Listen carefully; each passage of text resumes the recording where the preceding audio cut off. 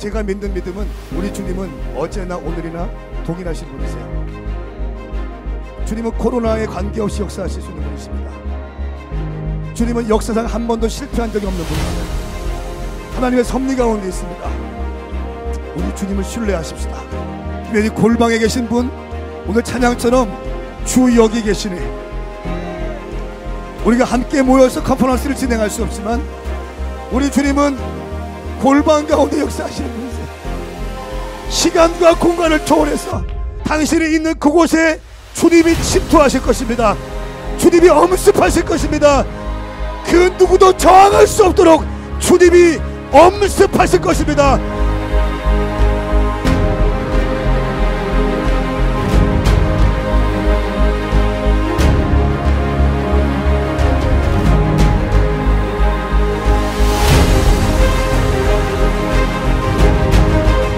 The things that happened in this book really did happen.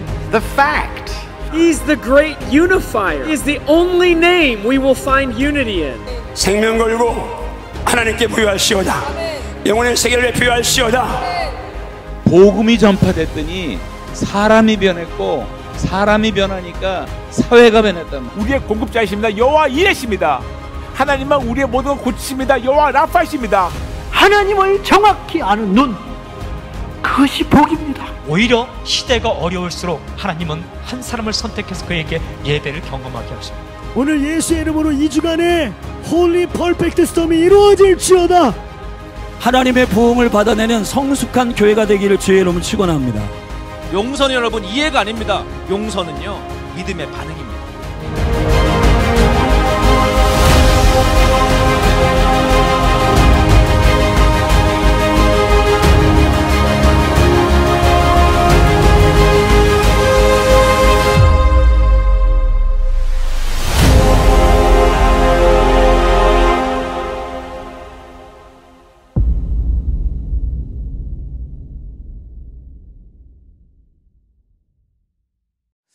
인터넷으로 예배를 드려도 동일한 은혜가 또 임할 줄 믿습니다.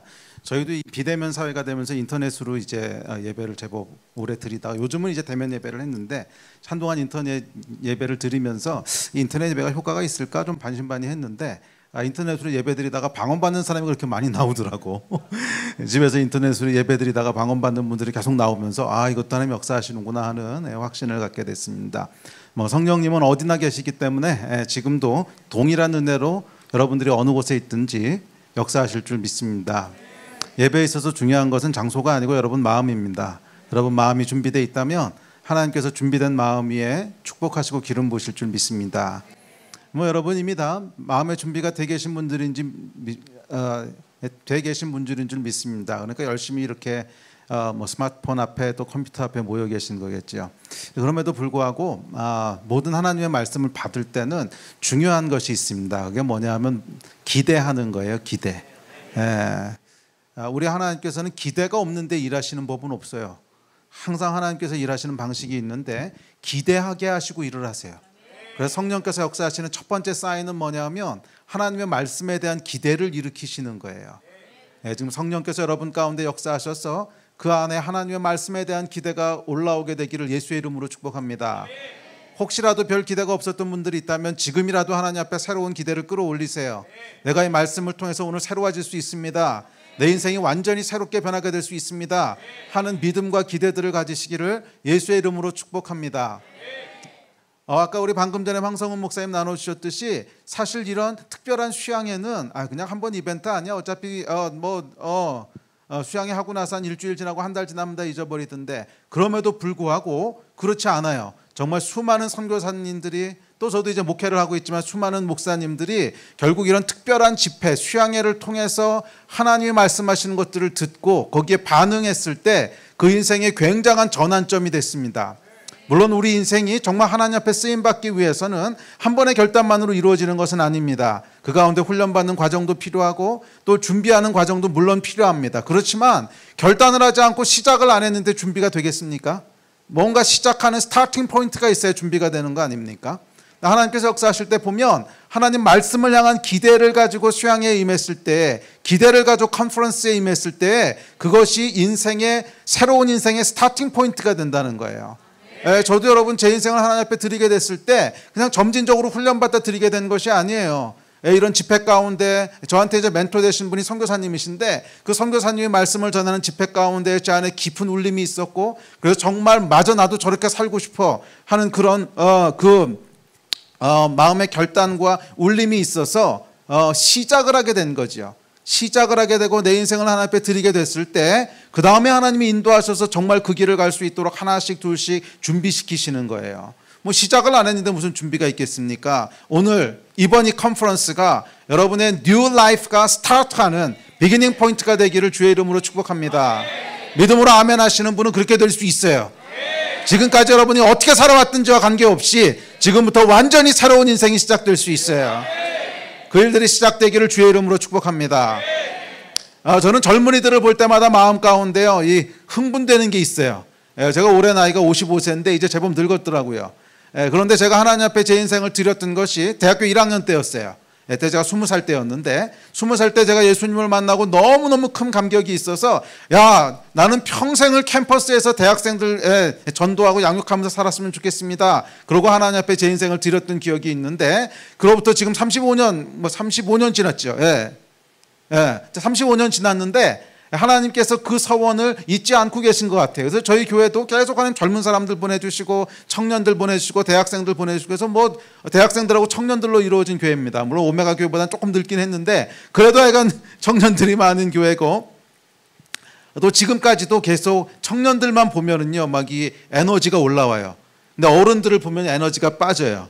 어른들을 보면 에너지가 쭉 빠지는데 청년들만 보고 있으면 막 이 안에 에너지가 올라와요. 이게 하나님께서 주신 에너지인데 그 에너지의 근본은 뭐냐면 기대예요. 기대.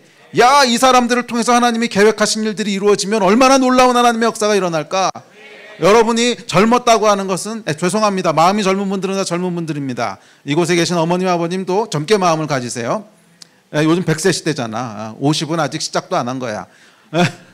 여러분들 한 사람의 인생이 여러분 성경을 봐도 사도 바울이라고 하는 한 사람의 인생이 주님 앞에 드려지고 변화되어졌을 때 로마 제국 전체가 하나님 앞으로 돌아오는 정말 상상할 수 없었던 일이 벌어지지 않았습니까? 오늘날 하나님께서 여러분 한 사람 한 사람을 향한 계획을 가지고 계시다는 거예요. 작은 계획이 아닙니다. 하나님은 여러분을 향한 작은 계획을 가지실 수가 없어요. 왜냐하면 그분은 우리를 사랑하시는 아버지시거든. 우리의 창조주시거든. 저도 아들이 둘 있습니다. 아들이 둘 있는데 아들 하나하나 바라볼 때마다 어떤 기대가 있냐면 얘네는 정말 최고의 인생을 살았으면 좋겠어. 차라리 내가 어려운 일은 다 하더라도 얘네는 할 수 있는, 인생에서 할 수 있는 모든 걸 다 하면서 살았으면 좋겠어 하는 기대가요 정말 충만해요. 충만해. 근데 인간 아버지도 그런데 하늘 아버지께서 어떻게 여러분을 향한 작은 기대를 가지시겠어요? 만약 그분이 여러분을 향해 작은 기대를 가지고 계시다면 그분은 우리 아버지가 아니야. 아버지일 수가 없어. 옆집 아저씨는 여러분을 향한 작은 기대를 가지고 있을 수 있어도 아버지는 여러분을 향한 작은 기대를 가질 수가 없어요. 우리 하나님은 여러분 한 사람 한 사람을 향한 놀랍고 또 놀랍고 더 놀라운 계획을 가지고 계세요. 우리 인생의 목적은 뭐냐면 이 하나님의 계획을 발견하고 이루어가는 거야. 그것을 영어로는 데스티니라고 불러요. 데스티니라고 들어봤어요? 그 여러분들은 데스티니가 있어요. 그것은 하나님의 계획이란 뜻이야. 저와 여러분을 향한 하나님의 계획이 있어요. 계획 가운데 여러분을 창조하셨어요. 여러분은 결코 우연히 이 땅에 떨어진 존재가 아니에요. 언제 태어날 건지, 어떤 사람으로 태어날 건지, 키는 얼마가 될 건지, 머리카락은 몇 개가 될 건지까지 다 하나님이 계획하셨어요. 창세전부터 계획하셔서 때가 됐을 때 여러분을 이 땅에 태어나게 하시고 인생을 살아가게 하신 거예요. 그래서 우리 인생에는 분명한 목적이 있어요. 그 목적은 뭐냐면 하나님의 계획을 발견하고 이루어가는 거예요. 인생의 목적은 뭐냐면 하나님의 계획을 발견하고 이루어가는 거예요. 그 계획은 여러분이 무엇을 생각하던 시간에 그것보다 커요. 무엇을 여러분 기대하시는 간에 그것보다 더 큰 계획을 가지고 계세요. 우리 하나님은 우리 아버지신 줄 믿습니다. 그래서 여러분, 나를 향한 하나님의 계획이 뭔지를 깨닫게 되면 항상 보이게 되는 첫 번째 반응이 뭐냐면 설마 이런 반응을 보이게 돼요. 성경을 한번 보세요, 여러분. 모세가 그를 향한 하나님의 계획이 뭔지를 처음으로 알게 된 게 언제예요? 떨기나무 사이잖아. 떨기나무에서 이제 잠깐 물 한 모금 마시고 하자. Sorry.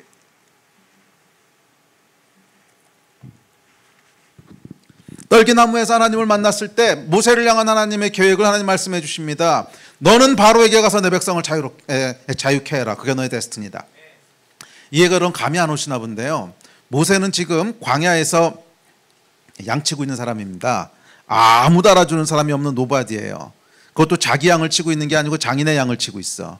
그러니까 오늘날로 얘기하면 그때 나이가 80이었잖아. 나이 80이 되도록 변변한 자기 비즈니스도 없어. 그래서 처가살이하는 거잖아요. 장인 집에 얹혀 살면서 장인 일 대신 봐주고 있는 거야. 그것도 뭐 큰 사업도 아니고 조그만 양치는 거. 오늘날로 하면 장인께서 하시는 조그만 슈퍼마켓 하나 있는데 그거 가서 그냥 도와주고 있는 거예요. 그게 지금 모세라고. 근데 바로는 누구예요? 그 당시에 가장 권력 있는 최고의 권력자야. 오늘날로 치면 뭐 트럼프나 시진핑 같은 사람이야. 그래서 여러분, 모세에게 하셨던 하나님의 말씀을 오늘날 언어로 풀어 얘기하면 이런 거예요. 장인 집에 얹혀서 이렇게 일해주면서 살고 있는데 너는 시진핑한테 가서 조선족들 데리고 다 나오겠다고 얘기해라. 이런 얘기잖아. 너는 시진핑한테 가서 조선족들 다 데리고 나오겠다고 얘기해라. 이 얘기하라 그러면 여러분 할 수 있겠어요? 이게 완전 미친 짓이지. 내가 생각하는 나와 하나님이 말씀하시는 나는 갭이 너무 큰 거예요. 그게 하나님의 계획이에요. 모세뿐만 아니라 다른 성경의 인물도 좀 마찬가지였습니다. 또 예를 들어 기드온이 여러분 뭐 하고 있을 때 하나님 만나는 줄 아십니까? 밀타작하는 데서 포도즙 짜고 있다 만났어요. 포도즙 짜는 곳에서 밀타작하다 만났어요. 그게 여러분 무슨 뜻인지 잘 모르나 본데, 밀타작은 원래 어떻게 하는 거냐면 넓은 벌판에서 밀을 흔들어가지고 타작해야 되는 거야. 근데 그때 미디안에 식민지로 있었거든. 그래서 먹을 만한 거 쓸 만한 거 있으면 다 뺏어가는 거야, 미디안이. 그래서 배는 고픈데 먹어야 되겠는데 이거 뺏기지 않으려니까 어떻게 한 거예요? 몰래 숨어서 밀타작을 해야 되는 거예요. 포도즙 짜는 데는 어떻게 돼 있냐면 조그맣고 깊게 돼 있어가지고 이렇게 밟아가지고 포도즙 짜야 되는 데야. 밀타작하기에 전혀 어울리는 장소가 아니야. 그런데 거기서 몰래 밀타작하면서 눈치 보고 있는 거예요. 미디안군이 와서 뺏어가면 어떡하나. 소심남이야, 소심남. 그런데 거기 하나님이 나타났을 때 뭐라 그래요? 너 큰 용사여 이렇게 부르신단 말이야. 아마 모르긴 몰라도요, 그 음성 들었을 때 기드온이 깜짝 놀랐을 거예요. 누구 말씀하시는 거지? 누구? 너 큰 용사라고 부르실 계제가 아니야. 지금 몰래 숨어서 지금 밀타작해서 먹고 살고 있는데 너 큰 용사예요. 그래서 나중에도 보면 이 기드온이 굉장히 소심남인 걸 알 수 있습니다. 전쟁하러 갈 때도 그냥 불안하니까 계속 양털 가지고 한 번만 더 이러고 확신을 구하지요. 사실은 여러분, 기드온이 스스로 생각하는 자기의 이미지와 하나님께서 보시는 이미지 사이에는 엄청난 갭이 있어요. 베드로도 마찬가지였어요. 베드로를 처음에 하나님 부르셔서 내가 너로 사람을 낚는 어부가 되게 하리라, 이 말이 무슨 말인지 베드로 전혀 몰랐을 거야. 나중에 여러분, 교회의 기초가 되고 교회 초대 교황이라 그러죠. 어쨌거나 이런 교회를 시작하게 되는 어마어마한 인류 역사의 한 획을 긋는 사람이 될 거라고 베드로가 상상이나 했을까? 베드로는 많이 배운 사람도 아니었어요. 평생을 그냥 호숫가에서 어부하면서 고기 잡아먹던 그런 사람이란 말이야. 그런데 예수께서 베드로를 바라보셨을 때 그를 향한 하나님의 계획이 보인 거야. 근데 그 계획은 평생 여기서 고기나 낚고 있을 사람이 아닌 거야. 내가 너로 사람을 낚는 어부가 되게 하리라. 내 위에 교회를 세우리니, 음부의 권세가 해치지 못하는 교회를 세우리니. 여러분, 베드로의 데스티니와 베드로 스스로가 생각했던 자기 사이에는 엄청난 갭이 있었습니다. 여러분도 마찬가지라는 거야. 하나님이 여러분을 향한 계획을 가지고 있는데 그 계획이 모세보다 작은 계획이라고 생각하세요? 기드온보다 작은 계획이라고 생각하세요? 천만에.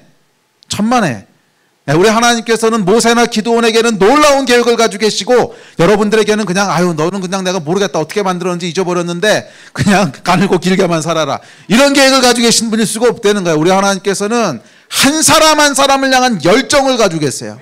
왜? 자녀니까. 제가 자식이 둘이라 그랬죠. 둘 아니라 20명이라고 할지라도 자녀들은 말이에요, 부모는 자녀 한 사람을 포기할 수가 없어. 한 사람 한 사람을 향한 포기할 수 없는 열정을 가진 게 부모거든. 근데 물론 뭐 인간이라고 하는 제한이 있기 때문에 뭐 수십만 명, 수억 명을 똑같이 사랑할 수는 없어요. 그런데 하나님은 능력의 제한이 없으시거든. 능력의 제한이 없으신 분이 자녀들을 어떻게 사랑하실까 생각해 보세요. 한 사람 한 사람을 향해서 정말 특별하고 정말 포기할 수 없고 정말 양보할 수 없는 하나님의 열정을 가지고 계신다는 거야. 그 열정의 집합체가 여러분이에요. 여러분 스스로를 우습게 보지 마세요. 여러분은 그렇게 가볍고 우스운 존재가 아니야. 우리 하나님께서 생명을 주고 구원하실 만큼 우리 하나님의 모든 기대가 여러분 위에 쏟아져 있는 그게 여러분의 존재예요. 이게 여러분의 데스티니예요. 아멘. 그래서 여러분도 제가 예언할 수 있습니다. 여러분을 향한 하나님의 계획이 뭔지를 진짜로 발견하고 그것을 알게 되는 순간 까무라칠 거야. 이거는 에이 말이 안 돼요. You must be kidding me. 농담하시는 거죠. 분명히 그렇게 반응할 거예요. 왜? 여러분을 향한 하나님의 기대가 여러분의 생각을 far more beyond your imagination, 훨씬 초월하는 그 하나님의 계획이 있기 때문에 그래요. 저는 그래서 청년들을 볼 때 왜 심장이 뛰냐 하면 이 데스티니가 이루어질 것을 기대하기 때문에 심장이 뛰는 거야.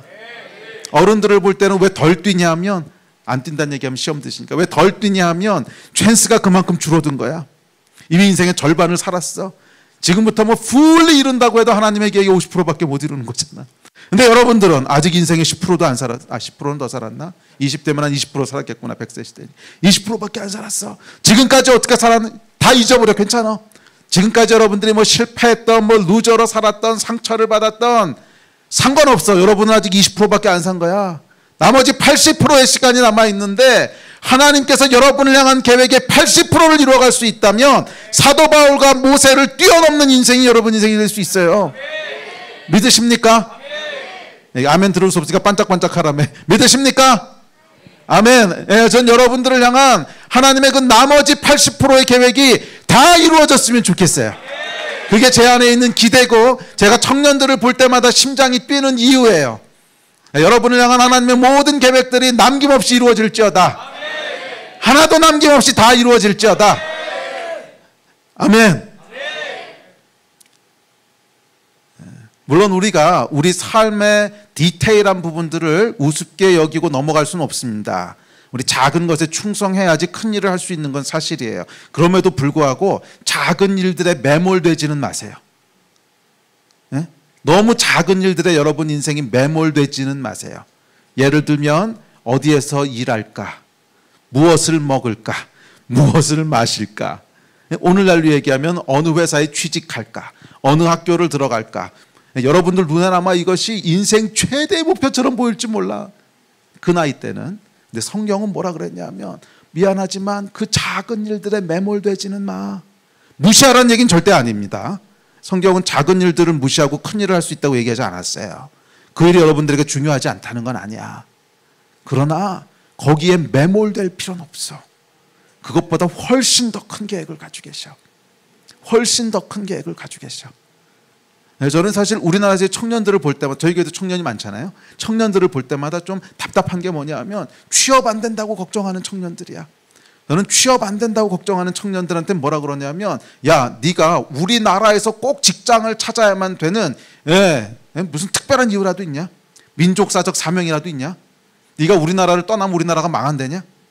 사실 여러분 조금만 눈을 들어서요, 우리 주변에 있는 다른 나라들을 바라보잖아. 여러분들이 가면 할 수 있는 일들이 엄청나게 많아. 사실은 어떤 나라는 여러분 우리나라에서 대학 졸업장 아니야. 사실은 고등학교 졸업장만 있어도 가서 교수할 수 있는 나라도 많어. 저기 아프리카 같은 데는 고등학교 졸업장만 있어도 교수할 수 있고요. 아프리카가 조금 심했으면 여기 아시아나 아니면 중동 같은 데 가면 대학 졸업장만 있으면 저기 교수할 수 있는 나라들 많어. 예. 사실 여러분 한국은요 지금 하나님께서 선교할 수 있도록 높여놓으신 나라이기 때문에 전 세계에서 교육 수준이 가장 높은 나라 중에 하나고요. 전 세계에서 가장 똑똑한 민족 중에 하나고요. 똑똑한 게 사실인지 모르겠지만 하여간 교육 수준이 전 세계 최고 수준 중에 하나고, 사회 시스템도요 전 세계 탑 10 안에 드는 나라입니다. 문화적으로도 교육적으로도 경제적으로도. 사실 여러분 한국 안에서 우리가 아등바등 하고 있으니까 야 나는 뭐 실패자 같고 나는 뭐 좋은 직장 못 갔으니까 뭐 사회에서 뒤처지는 것 같고 이런 착각을 하는 것이지 사실은 우리의 눈을 조금만 넓혀서 하나님께서는 여러분을 통해서 한 나라를 세우기도 하시고 한 나라를 닫기도 하실 거예요. 여러분 한 사람을 통해서 한 나라를 완전히 변화시킬 수도 있고 여러분 한 사람을 통해서 한 나라를 완전히 문을 닫게 할 수도 있는 한 나라와 민족과 열방의 운명을 쥐락펴락할 수 있는 그 계획을 가지고 만드신 사람들인데 실제로 할 수 있다는 거야. 우리 안에 있는 그 제약들이 내 삶을 그냥 요 바운더리 안에 딱 가둬버리는 거야. 나는 여기서 요런 바운더리 안에서만 내 인생이 펼쳐져야 돼. 딱 제약시켜버리는 거야. 그래서 반드시 한국에 있어야 되고 또 수도권에 사는 사람들은 반드시 인서울해야 되고 직장을 하더라도 반드시 우리나라 뭐 탑 30 안에 드는 뭐 그런 대기업에 들어가야 되고 그걸로 완전히 여러분의 인생을 제한시켜버리고 거기서 벗어나면 실패했다고 생각을 해.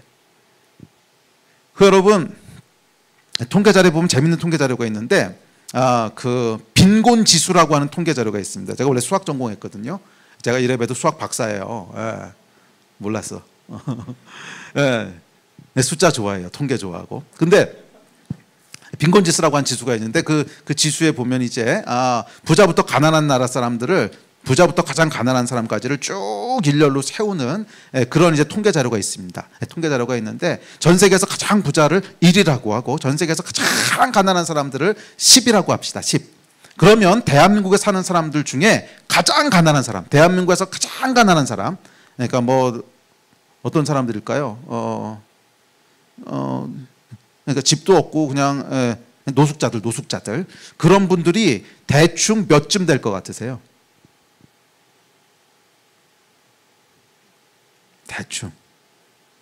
대충 여러분 2 근처예요. 2에서 3 사이야. 2에 가까워. 뭔 얘기냐면 여러분들이 대한민국에서 나는 루저로 살 거야. 실패할 거야. 가장 가난하고 가장 쓰레기처럼 살 거야. 노력해도 세계 인구의 20% 아래로 내려가기 힘들다는 거야. 뭔 얘기인지 감이 오세요? 정말 나는 루저로 살 거고 아무것도 안 하고 살 거고 가난하게 살 거고 막 마음 잡고 여러분들이 여러분 인생을 망치려고 해도 전 세계에서 20% 30% 그 아래로 내려가기 힘들다는 거야. 이게 지금 하나님께서 대한민국을 놓으신 포지션이에요. 여러분들이 정말 눈을 조금만 열어서 내가 하나님을 위해서 의미 있는 일을 하고 싶어. 정말 나를 통해서 사람들이 새로운 소망을 갖는 것을 보고 싶고 나를 통해서 한 나라가 새로워지는 것을 보고 싶고 그 마음을 가지고 인생의 바운더리를 조금만 넓혀봐. 조금만 넓혀봐서 왜 굳이 여기서 취직하면서 살아야 돼? 꼭 그럴 이유 없잖아. 한 발자국만 여러분 믿음의 발걸음을 떼보시면 여러분들이 할 수 있는 일들이 여러분의 생각을 훨씬 뛰어넘는 일들이 기다리고 있단 말이야. 조금만 여러분의 삶의 바운더리를 넓혀요. 바운더리를 계속 좁히지 마. 그건 사단이 거짓말하는 거야. 이건 여러분의 인생을 이 박스 안에 가둬놓으려고 사단이 속이고 거짓말하는 거야. 거기서부터 뛰쳐나와야 돼요. 그럼 놀라운 인생이 펼쳐질 수 있어. 그 놀라운 삶들을 전 여러분들이 살았으면 좋겠어요. 선교 이야기를 오늘 제가 하려고 하는데 선교는 여러분 특별한 게 아니에요. 선교는 여러분의 삶의 바운더리를 모든 민족으로 넓히는 게 선교야. 꼭 여기서 살아야 될 이유 없잖아. 삶의 바운더리를 모든 민족 가운데로 넓히는 게 선교야. 정말 여러분을 하나님이 부르신 곳이 있다면 여러분의 삶을 하나님이 사용하시고 싶어하는 곳이 있다면 그곳에 여러분의 인생을 그냥 가서 사는 거야. 주님께서 주신 달란트를 가지고 사는 거야. 거기서 하나님께서 일하시는 거예요. 거기서 하나님 일하시는 거야. 아멘. 놀라운 역사가 여러분들 가운데 펼쳐지기를 주의 이름으로 축복합니다.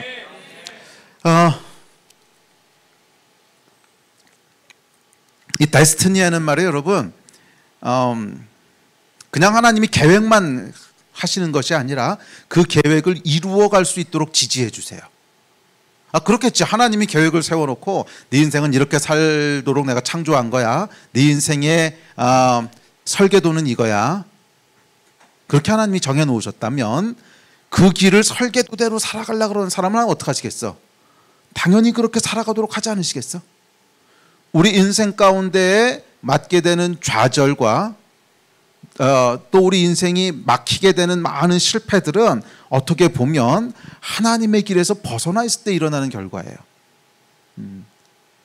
내가 이게 막힌 것들은 다 불순종했기 때문이구나. 너무 실망하지 마. 제가 파악한 바로는요, 이 하나님의 계획을 100% 이루어가는 사람은 난 못 봤어, 아직까지. 아마 진짜로 하나님 앞에 순종해서 따라가는 사람들은 10%, 20%. 그 나머지 80-90%는 뭐야? 그냥 죄 때문에, 타락한 우리의 인간 때문에 멀어져 있는 거예요. 하나님으로부터 멀어져 있는 거예요. 아마 모르긴 몰라도 진짜 여러분들이 오늘부터 순종해서 하나님의 계획대로만 살아가기로 딱 결정하고 그 삶을 살아가기 시작하면 인류 역사가 바뀔걸? 정말로. 여러분 한 사람만 있으면 인류 역사가 바뀔걸? 그랬잖아. 과거 교회사를 보면 바울 한 사람을 통해서 인류 역사가 바뀌었잖아. 베드로 한 사람을 통해서 인류 역사가 바뀌었잖아. 정말 여러분들이 여러분을 향한 하나님의 계획이 뭔지를 발견하고 그것을 fully 이루어가면 한 사람만 있으면 인류 역사가 바뀌어.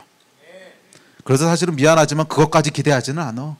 그래도 여러분을 향한 하나님의 계획에 한 10%, 20%는 이루어가고 싶지 않아. 100%까지는 못한다고 할지라도 아마 내가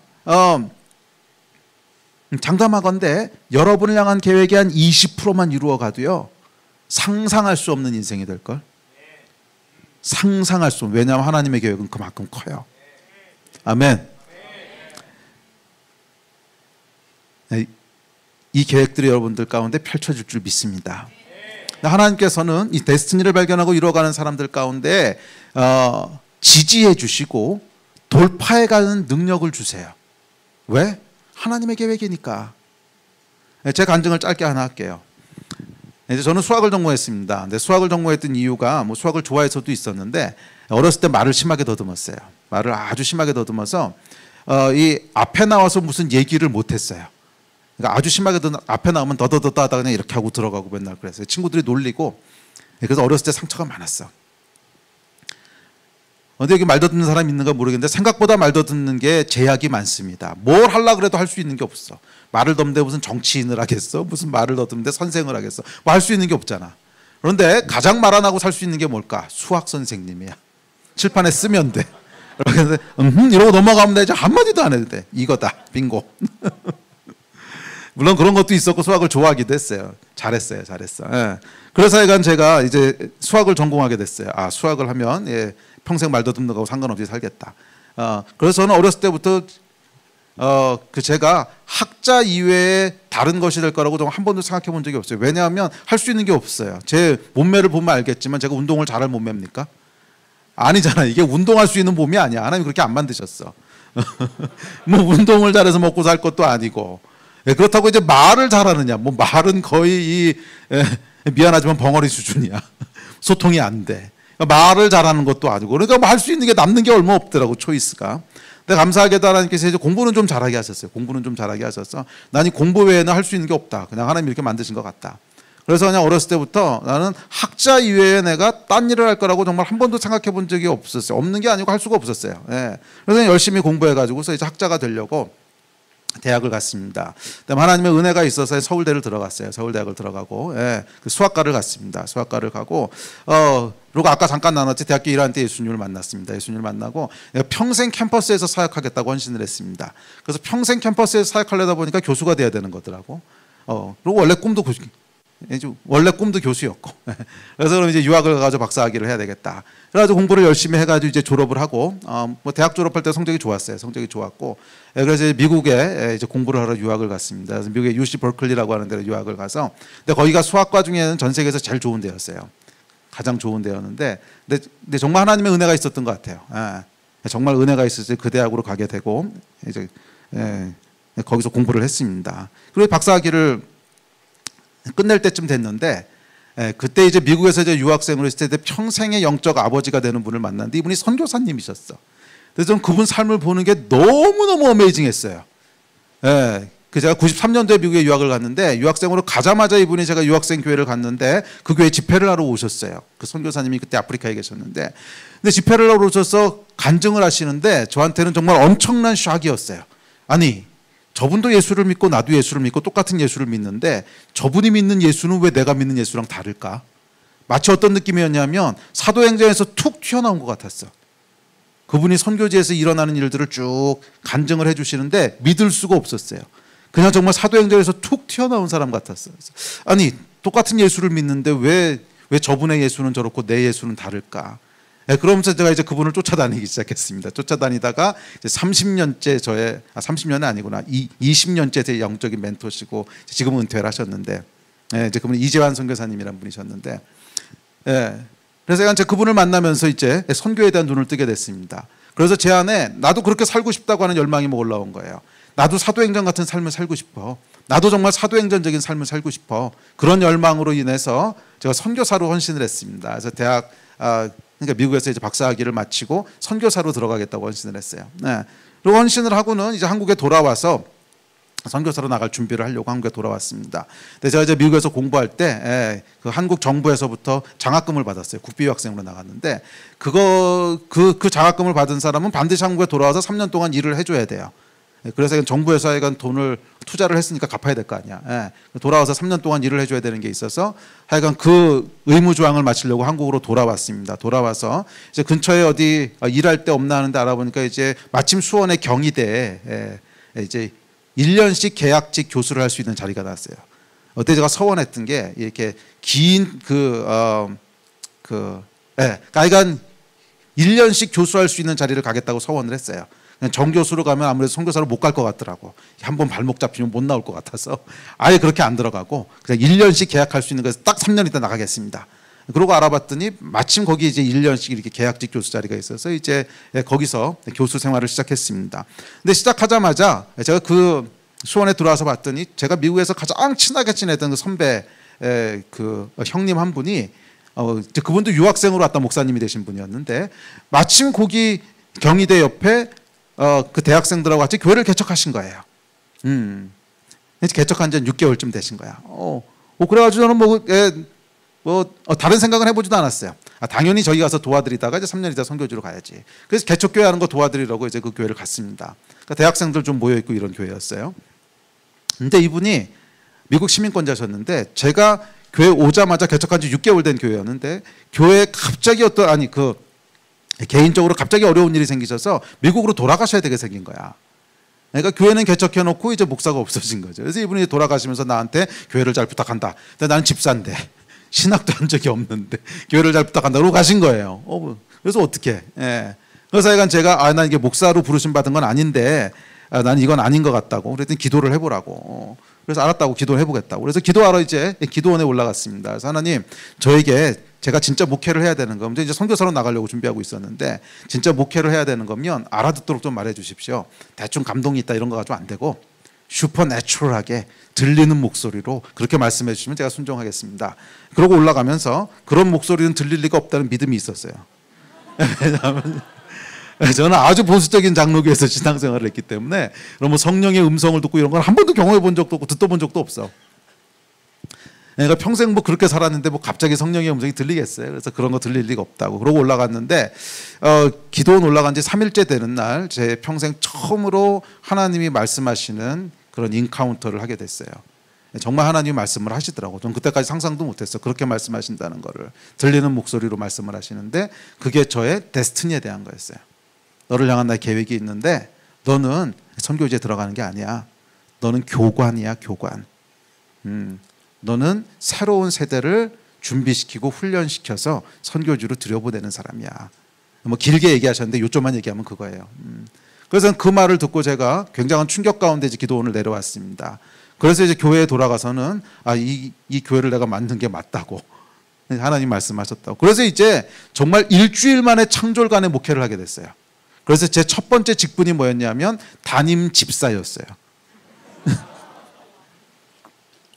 뭐 신학도 안 했고 전도사도 안 하고 아무것도 아닌데 그냥 근데 이게 뭐 개척교회니까 가능한 거지.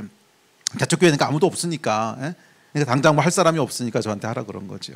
그래서 제가 담임 집사로 이제 목회를 시작하게 됐습니다. 근데 이제 설교를 해야 되잖아요. 문제는 뭐야? 말을 더듬잖아. 남 앞에 서본 적이 없어. 이거 쓰면은 얘기를 못해. 예. 그러니까 개인적으로 얘기할 때도 말을 심하게 더듬고, 나와서 얘기할 때는 더 심하게 더듬고, 그래서 뭐 도저히 이렇게 대화할 수 있는 사람이 아니에요. 그런데 이게 그러니까 진짜 하나님께서 이렇게 슈퍼내추럴하게 말씀하셨으니까 순종을 했지, 다르게 말씀하셨다면 절대로 못 알아들었을 거야. 아마 그래서 하나님이 그렇게 말씀하신 것 같아요. 근데 그러고 나서 제가 설교를 해야 되는데, 토요일 날 하여간 제가 밤새도록 한잠도 못 잤어요. 밤새도록 한잠도 못 자고 기도한 거예요. 하나님, 내일 설교를 해야 되는데 아시잖아요. 제가 말 더듬는 거 아시잖아요. 예. 도와주셔야 됩니다. 근데 불안한 거야. 밤새도록 한잠도 못 자고 이제 새벽이 됐습니다. 근데 새벽이 되니까 화가 나더라고. 화가 나더라고. 하나님 왜 나만 미워하십니까? 말 잘하는 사람 저렇게 많은데 왜 나를 붙잡았다 이런 거 시키십니까? 왜 나만 미워하십니까? 그러다 아침이 됐어요. 9시에 설교하라고 하는데 아침이 됐어. 아침이 되니까 기도가 또 바뀌더라고. 주님 살려주십시오. 주님 살려주십시오. 조금 이따 설교하러 가야 되는데 이거 디제스트입니다. 네, 그리고 시간은 속절없이 가서 이제 9시에 설교를 하러 갔습니다. 설교하러 가서 딱 강단에 섰는데 정말 놀라운 일이 벌어졌는데, 첫 설교하려고 딱 서는 순간부터 이렇게 됐어요. 첫 설교하러 딱 서는 순간부터 이렇게 됐어요. 아멘이면 반짝반짝 배웠어 나도. 예. 제일 놀란 거는 저 자신이었고, 그 다음으로 놀란 건 우리 와이프였고, 아니 저 사람이 말할 수 있는 사람이 아닌데. 그래서 지난 20년 동안 말 더듬는 것 때문에 한 번도 고생한 적이 없고요. 지금 말이 너무 빠르다고 천천히 하라 그러고. 이게 여러분 뭔 줄 알아요? 데스티니의 능력이야. 데스티니에는 브레이크스루 하는 능력이 있는 거야. 왜? 하나님의 계획이니까. 사람의 계획이라면 막힐 수도 있어. 사람의 계획이라면 능력이 부족할 수도 있고, 사람의 계획이라면 운이 없을 수도 있어. 그렇지만 하나님이 하시겠다는데 누가 막어? 하나님이 하시겠다는데 누가 막어? 하나님의 계획은 여러분 막힐 수가 없어. 여러분을 향한 하나님의 계획은 막을 수 있는 사람이 딱 하나밖에 없어. 너 자신. 내가 안 하겠다 그러면 할 수 없어. 내가 안 하겠다 그러면 하나님도 강제하실 수가 없어. 왜? 선악과를 주셨거든. 선택할 수 있게 하셨거든. 우리를 인격적으로 선택할 수 있는 존재로 만드셨거든. 그래서 내가 안 하겠다 그러면 할 수 없어. 그렇지만 내가 하겠다고 하는 이상 막을 수 있는 거 없어요. 하나님이 하시겠다고 하는 걸 세상에 누가 막어? 사람의 일은 막힐 수 있지만 하나님의 일이 어떻게 막혀요? 이게 여러분 데스티니의 능력이에요. 제가 단언할 수 있는데 저뿐만이 아니라 여러분 누구든지 여러분을 향한 하나님의 계획을 발견하고 그 길로 들어서는 순간 그 앞에 돌파가 일어날 거야. 여리고성이 무너질 거야. 홍해가 갈라질 거야. 그 이야기가 여러분 성경이 다 그 이야기하고 있는 거 아니에요. 모세 때 여러분 출애굽했습니다. 출애굽한 이스라엘 백성의 데스티니가 뭐였어요? 데스티네이션. 가나안 땅에 들어가는 거잖아. 예. 근데 출애굽을 하고 나와서 보니까 그 앞에 홍해가 가로막고 있네. 어떻게 됐어요? 갈라버리셨잖아. 나중에 여호수아가 요단강을 건너서 가나안 땅에 들어갑니다. 데스티니에 들어갑니다. 그 앞에 들어가 보니까 뭐가 있어? 난공불락의 성 여리고가 있는 거예요. 여리고는 여러분 작은 성이 아니었어요. 정복하기 불가능한 성이야. 굉장히 큰 성이 있었는데 성이 어떻게 됩니까? 무너져 버렸지. 이게 여러분 데스티니에 대한 이야기예요. 하나님의 계획 가운데로 들어가는 민족은 그 앞을 가로막는 것이 강이든 바다든 산이든 성이든 다 무너뜨려 버리신다는 거야. 왜? 하나님의 계획이니까. 여러분도 마찬가지예요. 네, 제 인생 가운데 일하신 것 때문에 저는 자신 있게 얘기할 수 있어. 여기 누구든지 간에, 이 방송을 보고 있는 누구든지 간에 여러분을 향한 하나님의 계획을 발견하고 그 계획을 알고 그 계획 가운데로 한 발을 떼서 들어가면 들어가는 순간, 밟는 순간 홍해가 갈라질 거야. 한 발을 떼서 들어가면 밟는 순간 여리고가 무너질 거야. 이게 여러분 데스티니의 능력입니다. 아멘. 믿음을 가지세요. 믿음을 가지세요. 관건은 여러분 뭐냐 하면 내 능력이 아니야. 어차피 내 능력이 아니야. 하나님의 능력이지. 여리고를 여러분 여호수아가 무너뜨렸습니까? 뺑뺑 돌기밖에 안 했어. 하나님이 무너뜨리셨지. 홍해를 모세가 갈랐습니까? 하나님이 가르셨지. 어차피 여러분 우리 인생 가운데 능력은 하나님께로부터 오는 거야. 뭐 우리 인생들끼리 도토리 키재기 하는 거야. 뭐 누가 조금 더 똑똑하고 누가 좀 더 좋은 대학 나왔고 다 도토리 키재기예요. 하나님의 능력 앞에서 무슨 인간의 능력이 차이가 나봐야 얼마나 나. 예? 괜히 뭐 여러분들의 능력 가지고 나는 뭐 머리가 나빠서 안 되고 목사님은 서울대 나오셨으니까 되고. 야, 그래 난 서울대 나왔지만 넌 말은 잘하잖아. 응? 바꿔볼래 내 젊었을 때랑? 내가 얼마나 비참했는 줄 알아? 말도 제대로 못하고 애들은 계속 놀리고 얼마나 답답한 줄 알아? 말이 안 된다는 게. 인간의 능력은 다 거기서 거기야. 커봐야 도토리고 작아봐야 도토리야. 작은 도토리는 누워있는 도토리, 큰 도토리는 서있는 도토리. 그래서 뭐 어쩌자고. 하나님의 능력이 여러분을 덮을 때, 여호와의 능력이 여러분을 덮을 때, 그것은 무엇과도 비교할 수 없는, 무엇과도 비교할 수 없는 그 능력이 여러분을 지지하고 덮는 거야. 홍해를 가르시고 여리고를 무너뜨리시는 이 하나님의 능력. 기억하세요 여러분. 어차피 인생은 하나님의 능력으로 사는 거야. 어차피 능력은 하나님의 능력으로 사는 거야. 아, 인간이 뭐 해봐야 뭐 거기서 해봐야 얼마나 더 하겠어. 35년 전에 예수님을 만나고 20년 전에 제가 목사로 헌신하면서 지난 20년, 짧게는 20년, 길게 35년 동안 걸어온 길을 이렇게 보면요, 믿어지지가 않아요.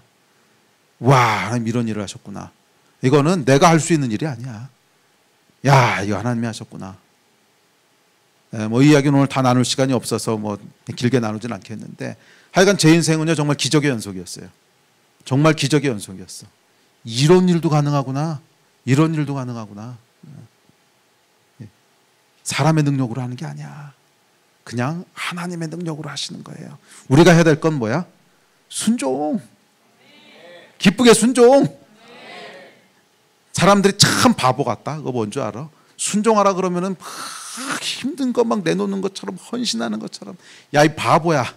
하나님이 뭐가 부족해서 너한테 뭐 내놓으라 그러시겠냐? 어? 아니, 하나님이 뭐가 부족해서 너한테 뭐 돈 내놓으라, 인생 내놓으라, 시간 내놓으라. 아이고, 하나님이 뭐가 아쉬워서 다 너 좋으라고 하는 거지. 그거 진짜 모르겠어?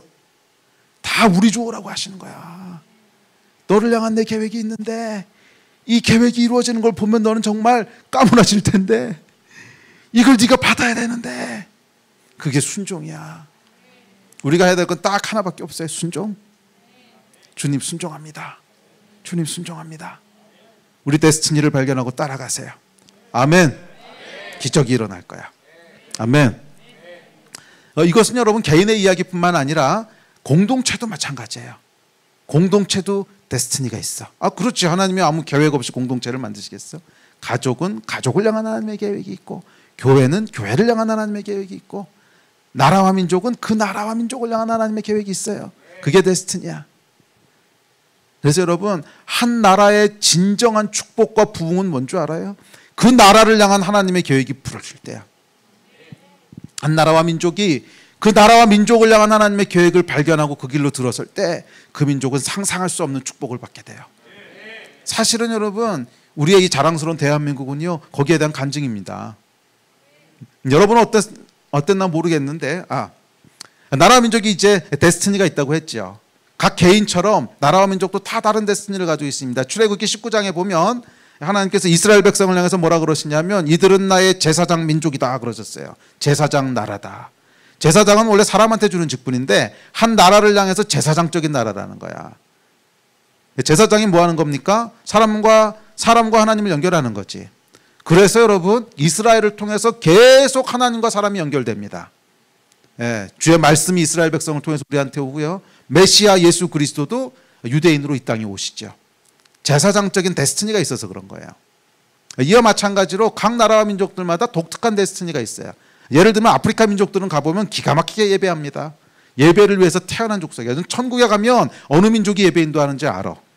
물론 우리도 잘해요. 우리도 잘하고 오늘 여기 킹덤 컨퍼런스 팀도 참 잘하는데, 그래도 아프리카 형제자매들한테는 딸려. 이건 가봐야 돼.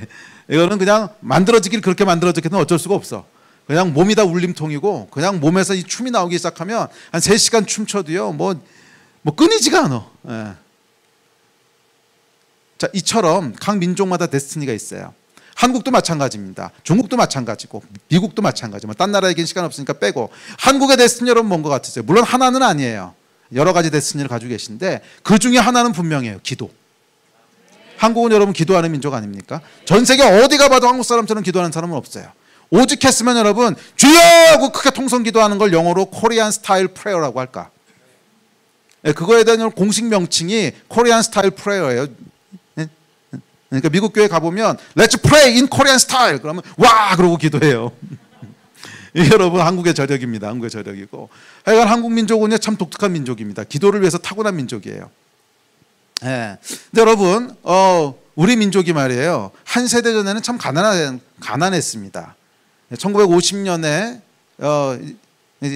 전쟁이 일어나죠. 남한과 북한 사이에 전쟁이 일어납니다. 몰랐어? 근데 표정들이 다 모르는 표정들이에요. 요즘 중고등학교에서 역사를 안 배우더라고.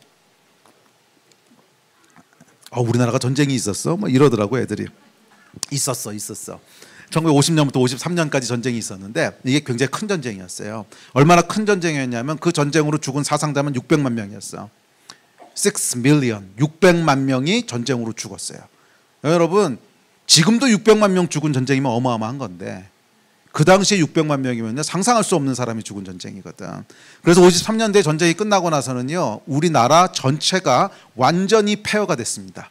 다 무너졌어요. 아무것도 안 남았어요. 집도 없고 공장도 없고 그게 여러분 1970년대 80년대까지 갑니다.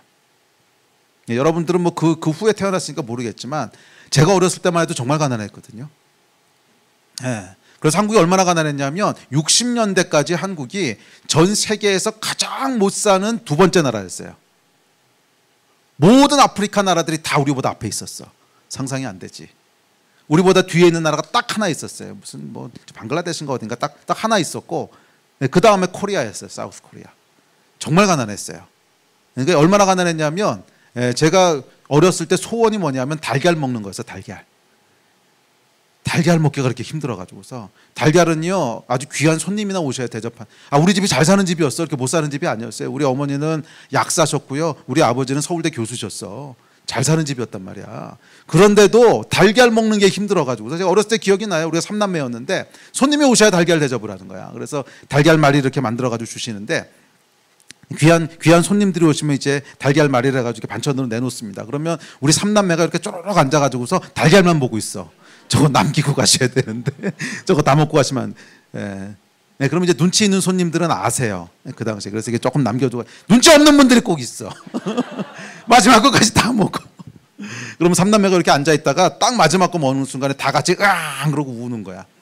아직도 기억에 있어요. 내 어렸을 때. 정말 못 살았거든. 정말 못 살았어요. 상상이 안 되실 거예요. 얼마나 가난했는지. 요즘 달걀은 애들은 줘도 안 먹잖아. 우리 집에도 달걀이 있으면 이제 나중에 썩어가지고 버려요. 우리 누가 무슨 뭐 이제 사역하신다고 달걀 하시는 목사님이 있어가지고 저희가 그냥 그분 도와드리느라고 그냥 주문해서 먹거든요. 그럼 너무 많이 주셔. 우리 필요한 것보다. 그래서 먹다가 할 수 없이 버리거든. 근데 그 당시엔 그랬단 말이에요. 근데 지금 얼마나 잘 살게 됐습니까? 한국은요, 여러분 말로 말할 필요 없는 전 세계 최빈국 중에 하나였어요. 그런데 무슨 일이 벌어지냐면 60년대를 지나고 70년대가 되면서 한국 가운데 새로운 운동이 시작되는데 무슨 운동이냐면 기도 운동이 시작돼요. 그러면서 기도원들이 산마다 세워지기 시작해. 새벽마다 교회가 기도하기 시작해. 한국의 데스티니가 뭐라고? 기도! 한국이 데스티니에 들어서기 시작하는 거예요. 비로소 한국이라고 하는 나라가 데스티니에 들어서기 시작하는 거야. 그랬더니 무슨 일이 벌어집니까? 기적이 일어나기 시작하는 거예요. 기적이 일어나기 시작하는 거야. 80년대, 90년대 이러니까 상상할 수 없는 일이 벌어지는데 전 세계에서 가장 가난했던 나라가 세계 10위의 경제대국이 됩니다. 아무것도 볼 거 없던 나라가 세계 문화를 선도하는 뭐 K-팝부터 시작을 해가지고 상상할 수 없는 일들이 벌어진 거예요. 이게 여러분, 그냥 뭐 그런 일도 아니야. 전 세계에서 딱 한 번 일어난 기적이야. 딱 한 번. 전 세계 어떤 나라도 이런 기적 경험한 나라가 없어요. 다른 나라의 원조를 받던 나라가 원조하는 나라로 바뀐 유일한 예. 전 세계 뭐 200몇 개 국가 중에 딱 한 번 일어난 일이 코리아야. 코리아. 그거 여러분 알고 있으세요? 한 번도 일어난 일이 없어. 어디서도. 학자들은요, 이유를 찾으려고 합니다. 원인을 분석하려고 해요. 어떻게 하면 한국 같은 기적이 일어날 수 있을까? 아, 교육열이 높아서 그래. 교육열은 우리만 높냐? 아시아 국가들은 대부분 교육열 높아요. 머리가 좋아서. 아유, 이거는 인종차별적인 생각이고, 사람 IQ는 다 거기서 거기야. 어? 이유가 없어. 아직까지도 학자들은요, 정확한 원인을 못 찾아. 우리는 알아. 이유가 뭐예요? 하나님.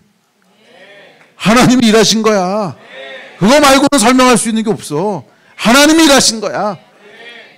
도저히 불가능할 것 같은 나라, 먹을 것도 없던 나라, 입을 것도 없던 나라, 그 나라 가운데 하나님이 축복하시기 시작하는데 상상할 수 없는 복을 부으시면서 가난의 돌파가 일어나고, 와우, 영적인 돌파가 일어나고, 부흥의 돌파가 일어나고, 정말 아무것도 없던 나라가 하나님 앞에 100만 선교사를 헌신하고, 야, 나는 윗세대 목사님들 믿음을 보면요 존경스러워요.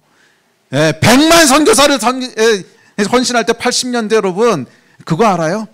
교회 주차장에 차가 한 대도 없었던 시절인걸? 자가용을 몰고 다니던 시대가 아니야. 그래서 교회 주차장에 차가 한 대도 없던 시절이야. 그 시절에 100만 선교사를 헌신을 한다고. 이 놀라운 부흥. 이거 언제 일어난 거예요? 데스티니에 들어설 때. 할렐루야. 그래서 여러분, 나는 이 나라의 축복이 뭔지 알아요. 이 나라가 진짜 복받는 길은, 이 나라가 진짜 복받는 일은 정치에 있는 게 아니야. 진짜 복받는 길은 경제에 있는 것도 아니야. 진짜 복받는 길은 제도가 만들어주는 게 아니야. 인권에 있는 것도 아니야. 진짜 복받는 길은 데스티니에 들어서는 거야. 하나님의 계획 가운데로 들어가는 거야. 이 민족이 하나님의 계획 가운데로 들어가게 됐을 때 세상이 상상할 수 없는 복을 누리게 되는 거예요. 우리가 이미 경험한 거잖아. 아멘. 네, 전 여러분을 향한 기대가 있습니다. 그 기대는 뭐냐 하면, 이 놀라운 하나님의 역사, 한강의 기적이라 불리는 역사는 우리 윗세대가 경험했던 하나님의 역사잖아. 여러분 세대는 기대하세요. 여러분 세대를 향한 계획을 하나님 또 갖고 계셔. 여러분은 여러분의 스토리를 쓸 수 있어요. 여러분은 여러분의 스토리를 써내려갈 거예요. 이전 세대가 써내려갔던 모든 이야기들을 훨씬 뛰어넘는 여러분 세대의 이야기를 써내려갈 수 있어. 그걸 써내려가야 돼. 여러분이 그 이야기의 주인공이 될 수 있어요. 아멘. 이 역사가 있게 되기를 축복합니다. 오늘 세 가지 이야기를 하려고 그랬는데 어차피 세 가지는 못할 것 같고 두 가지만 하고 끝내자. 나도 끝내고 다시 저기 서울로 가야 돼요. 데스니에는 공동체적인 요소가 있습니다. 그 얘기까지 했고, 자, 데스니의 세 번째 특징이 있는데, 두 번째 특징은 공동체적이라는 거고, 세 번째 특징은 뭐냐면 데스티니는 시대적인 거라는 거야. 시대적인 거라는 거야. 각 시대마다 하나님께서 그 시대에 맞는 사명을 주신다는 거야. 만약 여러분을 향한 계획이, 여러분의 사명이 19세기 거라면 여러분은 19세기에 태어나게 했겠지. 왜 지금 태어나게 했겠어? 실수가 없으신 하나님. 여러분이 지금 태어났다고 하는 것은 이 시대에 하나님이 여러분을 사용하실 계획이 있는 거예요. 그래서 우리의 데스티니는 반드시 시대적인 데스티니에 물려 있습니다. 반드시 시대적인 데스티니에 물려 있어요. 이 시대에 하나님이 하시고자 하는 일들을 볼 수 있어야 돼요. 이 시대에 하나님이 일하시는 것들을 볼 수 있어야 돼요. 그래서 그 가운데로 뛰어들어갔을 때 여러분의 데스티니가 파도를 타게 되는 거야. 데스티니의 파도를 타는 두 가지 비결은요, 공동체에 뛰어드는 것과 시대에 뛰어드는 거예요. 그거 아세요? 네. 그 공동체 얘기하다가 마음이 급해서 그 얘기를 빼먹었구나. 사람은 말이에요, 여러분이 속한 공동체의 데스티니를 초월할 수 없어요. 그 얘기는 뭐냐면, 우리 각 사람의 데스티니는 반드시 그 사람이 속해 있는 공동체의 데스티니를 통해서 발현되는 거야. 혼자서 데스티니 일어나가는 게 아니라고. 독불장군식으로 혼자 일어나가는 것이 아니라 함께 일어나가는 거예요. 그래서 여러분이 한국 사람이다. 그러면 한국을 향한 하나님의 계획을 이루어가면서 여러분의 데스티니가 이루어지는 거지, 그거가 분리되어 있지 않다는 거예요. 절대 그렇게 분리되어 있지 않아요. 이제 부정적인 예를 하나 들어보면, 한 나라에 전쟁이 일어났다고 생각해 보세요. 전쟁이 일어나서 나라가 망하고 폐허가 됐어. 그러면 그 나라에 사는 사람들은요, 날고 기어도 뛰고 나라도, 그렇지, 뛰고 나라도 전쟁에서부터 망한 나라라고 하는 시작점을 벗어날 수가 없어.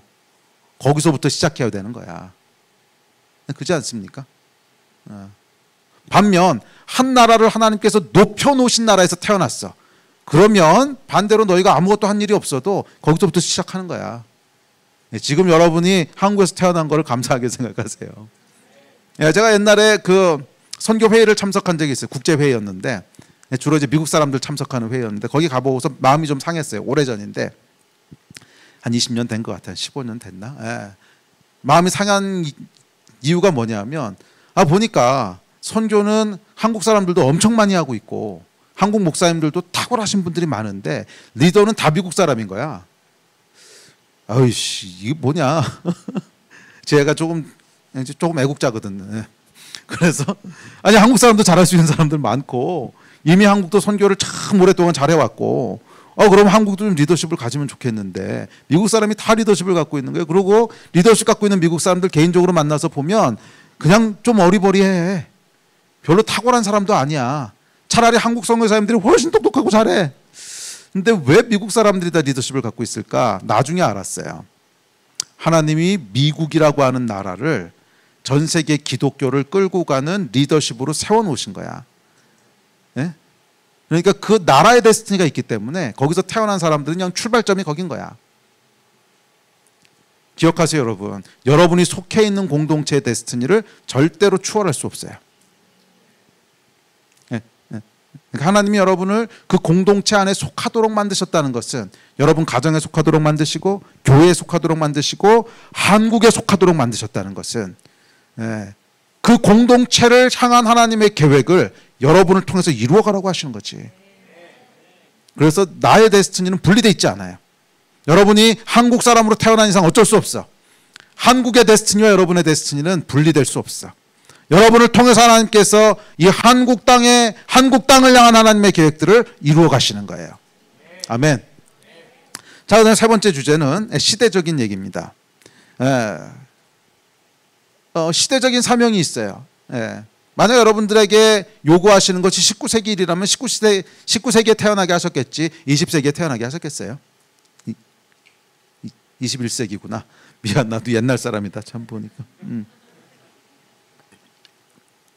성경에도 보면 여러분 각 시대마다 하나님이 행하시는 다른 사역들이 있습니다. 예를 들면 모세 때 하나님이 행하셨던 일은 뭐예요? 출애굽이지. 모세 때는 출애굽이에요. 엘리야 때는 뭐 하셨어요? 갈멜산. 이 엘리야 때는 아합과 이세벨로 대표되는 우상 숭배를 척결하는 게 하나님의 역사였어요. 바울의 때는 로마 제국 안에 복음을 전하는 거지. 종교개혁 때에는 타락한 종교를 다시 회복시키는 거지. 각 시대마다 하나님 일하시는 방식들이 있어. 그런데 사람들이요 제일 많이 실수하는 게 뭐냐면 과거의 역사를 답습하려고 그러는 거야. 예를 들면 이런 거야.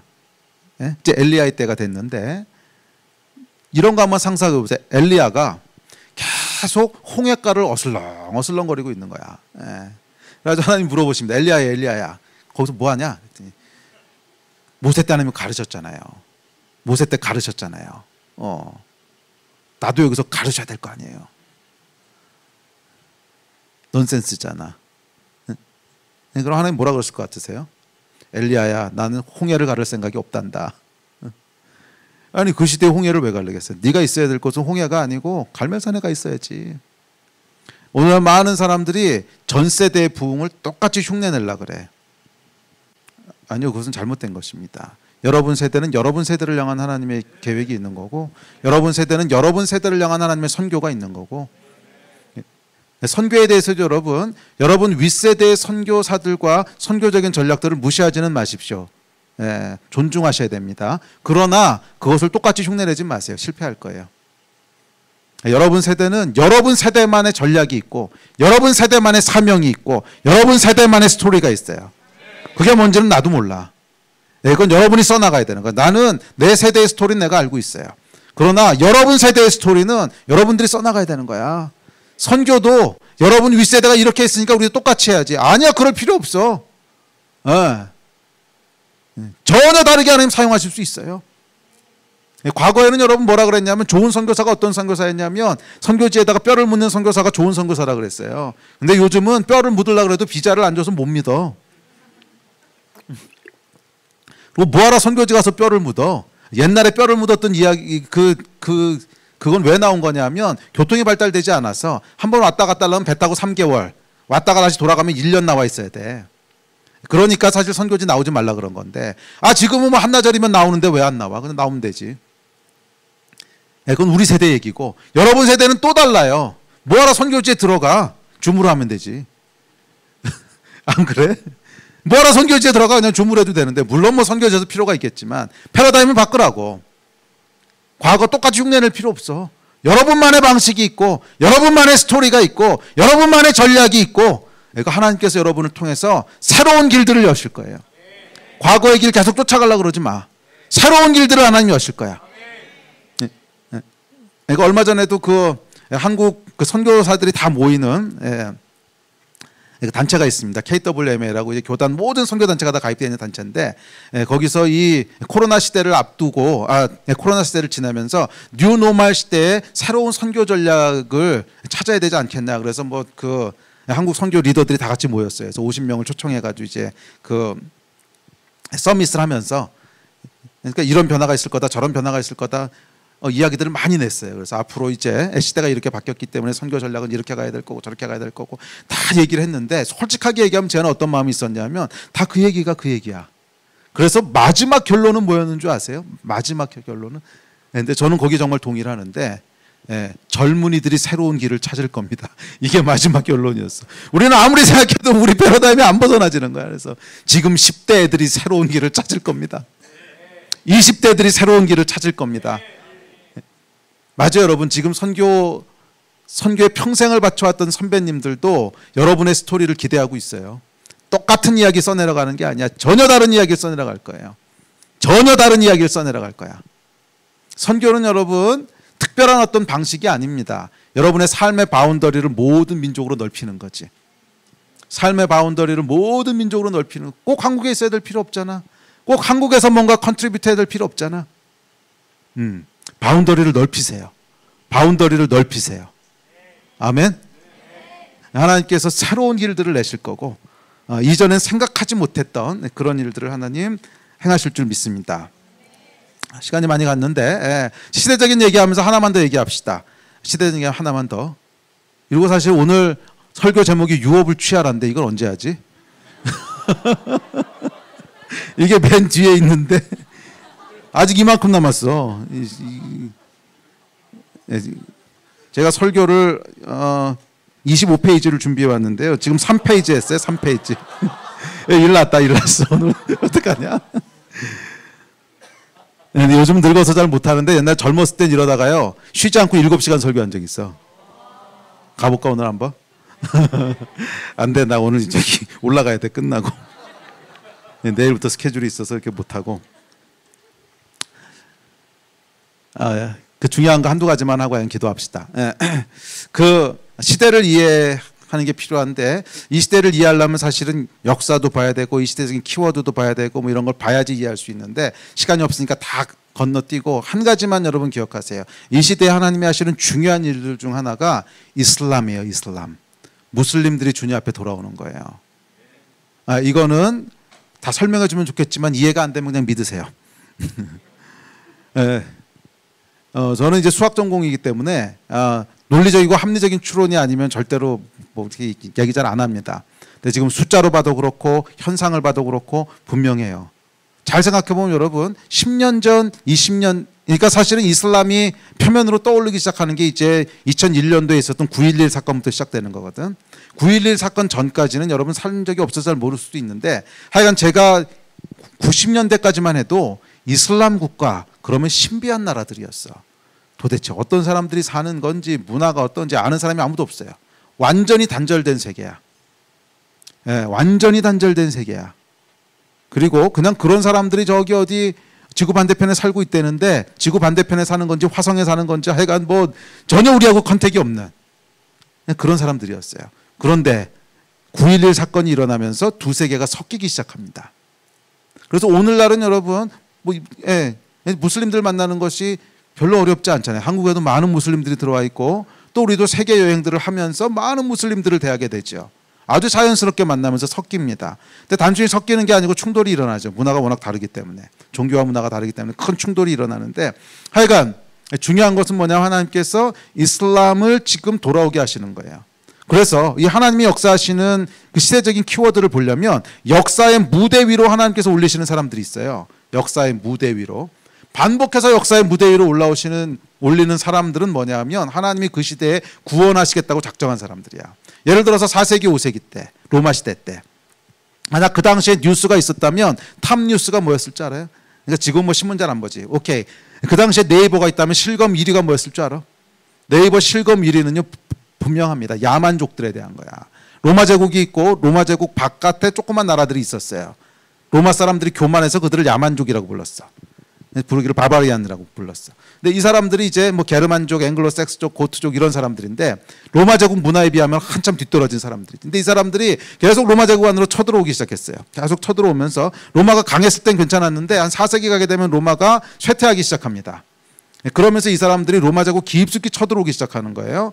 그래서 로마가 망할 위기에 처합니다. 그러니까 실검 1위는 당연히 이 사람들에 대한 이야기죠. 그러다가 결국 475년도에 로마가 함락되면서 서로마가 망하게 됩니다. 그러니까 이게 세계사 스토리잖아. 그러니까 그 당시에 가장 핫한 뉴스는 누구냐면 바바리안들이에요. 예, 역사의 무대 위로 계속 올리시는 거야. 왜? 보라는 거야. 보라는 거야. 교회한테. 그 당시에 교회는 로마 제국 하나밖에 없었으니까. 로마 제국 안에 있는 교회한테 보라는 거야. 이런 민족이 있다는 거야. 이 민족. 이 민족을 내가 지금 구원하기 원하는데 너희가 보라는 거야. 근데 계속 보라 그러는데 아무도 선교사를 안 보내. 그러니까 하나님이 어떻게 하시는 줄 아세요? 너희가 안 가? 오케이, 그럼 내가 데리고 오지 뭐. 그래서 데리고 들어오시는 거야. 그래서 이걸 뭐라 그러냐면 선교학자들은 비자발적 선교라 그래요. 우리가 가는 선교를 자발적 선교라고 하고 계속 안 가잖아. 그러면 안 가? 오케이, 내가 데리고 올게. 데리고 온 거를 비자발적 선교라 그래요. 비자발적 선교가 일어납니다. 이 사람들이 로마를 정복하고 그러니까 지금의 유럽이죠. 유럽의 새로운 주인이 됩니다. 그래서 그 당시 야만족이라 했던 사람들이 이제 그 게르만족, 이 사람 독일 사람들이 되고 고트족, 뭐 스페인, 프랑스 이런 사람들이 되고 앵글로색슨족, 뭐 영국이 되고 뭐 이 사람들이 이제 새로운 유러피안들이 되는 거예요. 그리고 100년이 지나고 나면 이들이 다 예수 믿게 돼요. 와우. 똑같은 일이 또 일어납니다. 똑같은 일이 언제 일어나냐면 7세기에서 8세기 넘어갈 때 신성 로마 제국. 이때도 그 가장 실검 1위가 뭐였냐면 바이킹들이에요. 지금 북유럽에 살고 있는 그 스칸디나비아 반도에 살고 있는 바이킹들인데 이 해적들이거든. 이 해적들이 계속 유럽을 하건 괴롭힙니다. 그래도 또 아무도 안 가. 아무도 선교하러 안 가. 그랬더니 하나님께서 안 가? 오케이, 내가 데리고 오지 뭐. 그래서 이들이 유럽을 점령합니다. 그러면서 유럽을 초토화를 시켜요. 그리고 100년이 지나면 다 예수 믿게 돼요. 똑같은 패턴들이 있거든. 21세기. 계속 무대에 올리시는 사람들이 있어요. 누군 것 같아요? 계속 무대에 올리는 사람. 아랍 무슬림들이야. 잘 생각해봐. 9.11 사태부터 시작해서 9.11 이고 난 다음에 뭐가 있었어? 오사마 빈 라덴 잡는다고 아프가니스탄 전쟁이 일어나죠. 그랬다 이라크에 후세인 잡는다고 이라크 전쟁이 일어나죠. 석유가 폭동하면서 무슨 석유 폭동이 일어나죠. 그러다 또 뭐가 일어납니까? 오사마 빈 라덴이 뭐였지? 그 테러 단체가? 예? 알카이다. 그래서 알카이다 때문에 한 10년 이제 고생하다가 알카이다 정리될 만하니까 IS가 생기잖아. IS가 생기면서 이 IS가 또 사방을 좀 뒤집고 다니다가 그러다가 이제 시리아 내전이 일어나죠. 이제 그 전에 뭐가 일어나면 아랍의 봄 일어나가지고 이제 민주화 운동이 일어나고 그리고 조금 있다 시리아 내전이 일어나고 시리아 내전 일어나고 나니까 이들이 난민이 발생하기 시작하고 난민이 어마어마하게 발생하면서 유럽으로 이제 들어가기 시작하면서 테러가 들어가고 IS가 들어가고 난민 들어가고 하면서 유럽이 뒤집어지고 유럽이 뒤집어지니까 전 세계가 국수주의로 돌아서기 시작하죠. 자기 나라를 좀 보호하는, 그러니까 내셔널리즘이 나오기 시작하고 그러다가 이제 이 난민 문제 때문에 결국 유럽이 브렉시트하면서 나가게 되고 지난 20년 동안 여러분 세계사를 주도했던 그 트리거가 됐던 사람들이 누구예요? 다 아랍 무슬림들이야 공통적으로. 이게 참 신기하지 않아요? 뭔 뜻일 것 같아요? 무대 위로 올리시는 거야. 무대 위로. 왜? 보라고. 지금 내가 구원할 거라고. 네.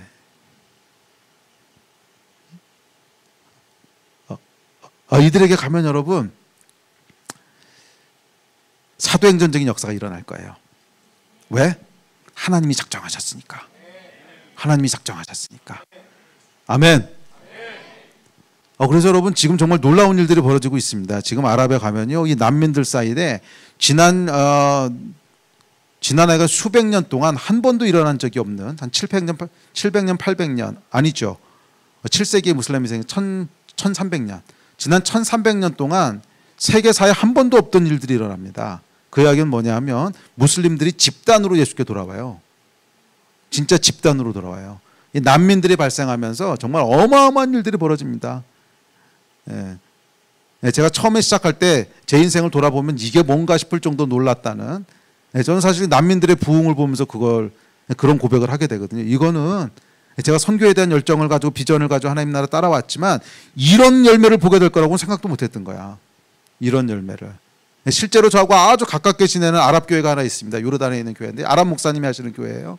이 한 교회에서만 시리아하고 이라크 난민들을 섬기면서 복음을 전했는데, 무슬림이었다가 예수 믿게 된 사람이 지난 한 7년 8년 동안에 5만 명이 나왔어. 5만 명이. 나는 이런 열매를 볼 거라고는 정말 기대도 안 했고 아니 어떻게 무슬림이 5만 명이 예수께 돌아오냐.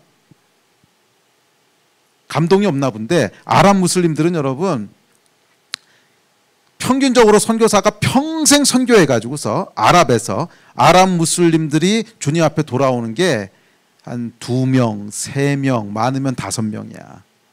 무슬림들 개종은요 거의 불가능해요. 거의 불가능해. 근데 5만 명이 돌아왔단 말이야. 이건 여러분 그냥 강권적으로 하나님 일하시는 겁니다. 강권적으로. 저희는 아랍에서 일하면서 얼마나 많은 기적들을 봤는지 몰라요. 뭐 이야기 다 하려면 진짜 오늘 7시간 해야 돼. 기적 하나만 나눌까요? 저희 청년들이 그때 2008년이에요. 벌써 오래된 얘기구나. 2006년이다. 2006년도에 저희 대학생들이 레바논으로 단기 선교를 들어갔습니다. 레바논으로 근데 들어갔던 청년들이 그때 다 20살, 21살 이런 청년들이었어요. 들어갔는데 아침에 기도하는데 하나님께서 무슬림들이 사는 마을에 들어가라는 감동을 주셨어요. 성령께서. 그래가지고 현지 교회한테 얘기해가지고 무슬림들이 사는 마을에 들어갔습니다. 근데 위험하다고 말리는 걸 하여간 우리 사고 안 칠 테니까 그냥 조용히 갔다 오게 해달라고 그래서 갔는데, 그 마을에 들어가 보니까 날 때부터 눈동자가 없는 소녀가 있는 거예요. 15살인데. 그래서 눈에 까만 동자가 없어요. 그냥 하얀색만 있어. 날 때부터 하얀 눈동자만 있는 애야. 근데 걔를 보는 순간 얘다 하는 감동을 주셔서 우리 청년들, 대학생들 그냥 몇 명이 21살, 22살. 그때 들어갔던 애들이 그냥 갓 예수 믿고 3개월 되네. 뭐 거기서 예수 믿은 애도 있어 심지어. 뭐 그런 애들이 믿음 있는 애들도 아니야 그냥. 걔네들이 들어가가지고서 얘를 붙잡고 기도하기 시작한 거예요. 부모한테 우리 예수 믿는 애들인데 얘 위해서 기도해줘야 되냐고. 기도하라고. 얘네가 무슨 믿음이 있었는지 그 자리에서 얘를 붙잡고 3시간을 기도했어요. 기도의 능력이 있어. 3시간 기도가 어떻게 된 줄 알아? 까만 눈동자가 생겼어. 아무것도 없던 하얀색에 까맣게 이 색깔이 들어오기 시작하더니 보기 시작하는 거야. 나는 장님이 눈 떴다는 얘기는 들었어도 눈이 없던 애가 생겼다는 얘기는 처음 들었어. 그리고 그 자리에서 같이 갔던 현지 크리스찬이 바로 복음을 전했는데 70명이 예수 믿었어. 그 자리에서 40명이 예수 믿고 6개월 뒤에 70명이 예수 믿었어. 거기 교회가 세워진 거예요. 사도행전적인 역사가 일어나더라고. 그러고 어떻게 됐냐면 거기 있던 애들이 21살, 22살 거기서 예수 믿은 애, 예수 믿고 3개월 된 그런 애들 4-5명 있었는데 한 5명 있어 보다. 지금 이제 14년 지났죠. 지금 이 사람들이 다 선교지에 있어. 한 사람도 여기 있는 사람이 없어. 다 선교지에 있어. 왜? 하나님이 역사하는 걸 보니까 돌아올 생각이 없는 거야. 걔네들 제가 그 대학생 때 이제 단기로 선교 나가서 한 1년, 2년이 있는데 한 2년 됐을 때 제가 거기 있던 애 야, 너 2년이나 거기 있었으니까 좀 돌아와라. 그랬더니 뭐라 그러는 줄 알아요? 이렇게 하나님이 역사하신 데 내가 어딜 가냐고. 이렇게 하나님이 역사하신 데를 떠나서 내가 어디 가냐고. 이 선교는 여러분 하나님이 하시는 일에 우리 초청하는 거야. 사도행전적인 역사 좀 보라고. 이게 여러분 시대적인 사역을 분별할 줄 알아야 돼요. 시대적인 사역을. 그거 쫓아가면 하나님의 역사가 있어요. 10분만 더 끝납시다. 유업 얘기하고 끝냅시다. 그래도 제목이 유업인데. 사실은 이 얘기 하려고 했던 건데 참 이 주여.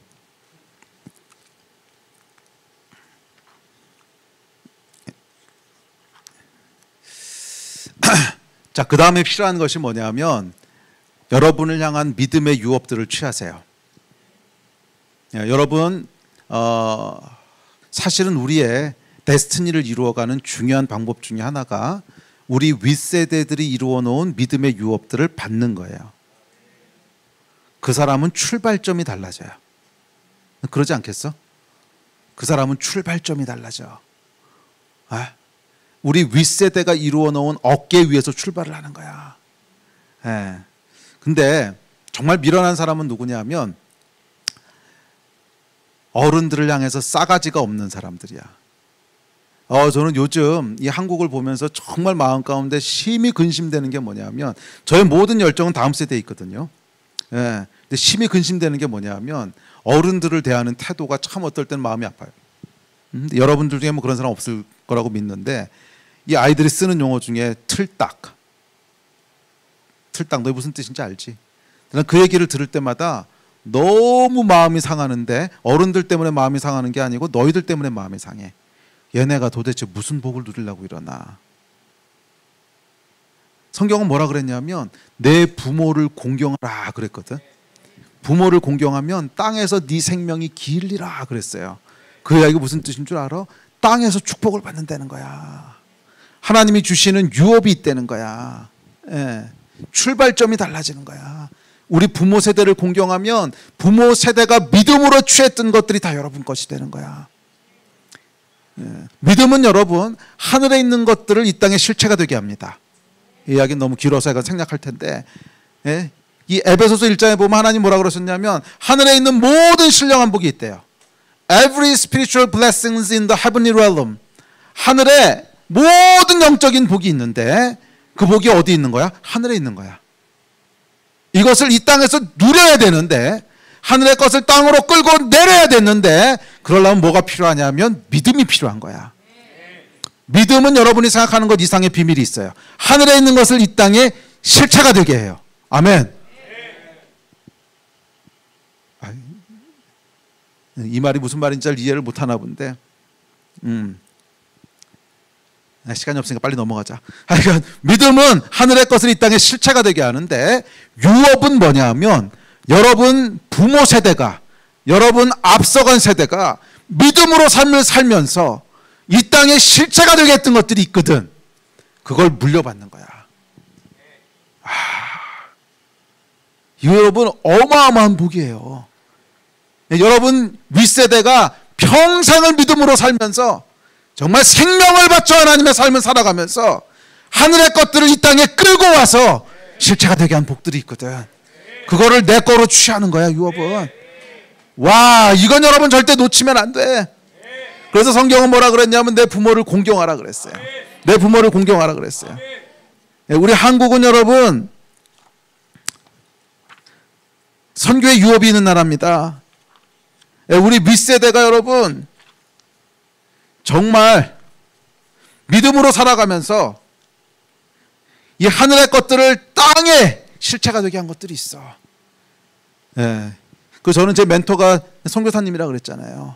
이 선교사님의 이야기를 늘상 20년째 들으면서 살아요. 뭐 지금까지. 근데 이분들의 이야기를 들어보면 정말 우리 세대가 감당 못할 일들을 하셨어. 정말 감당 못할 일들을 하셔서 제 멘토 되신 선교사님도 80년대 아프리카를 가셨다니까. 80년대면 한국이 아프리카 같을 때야. 근데 거기서 아프리카를 가셨어. 제 믿음의 선배 세대는 어떻게 했냐면요. 한 번 들어가면 못 나왔어요. 한 번 들어가면 전화도 없고 카톡도 없고 전보라고 알아?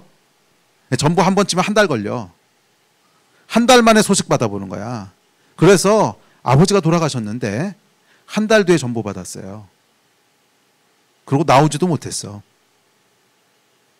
그리고 어렵게 나와가지고 이제 가족들 보고 돌아갔어요.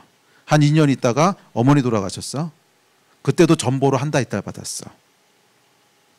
그렇게 하면서 선교하셨어. 야, 이건 또 제가 존경하는 선교사님 한 분 계십니다. 제가 가깝게 지내는 선교사님인데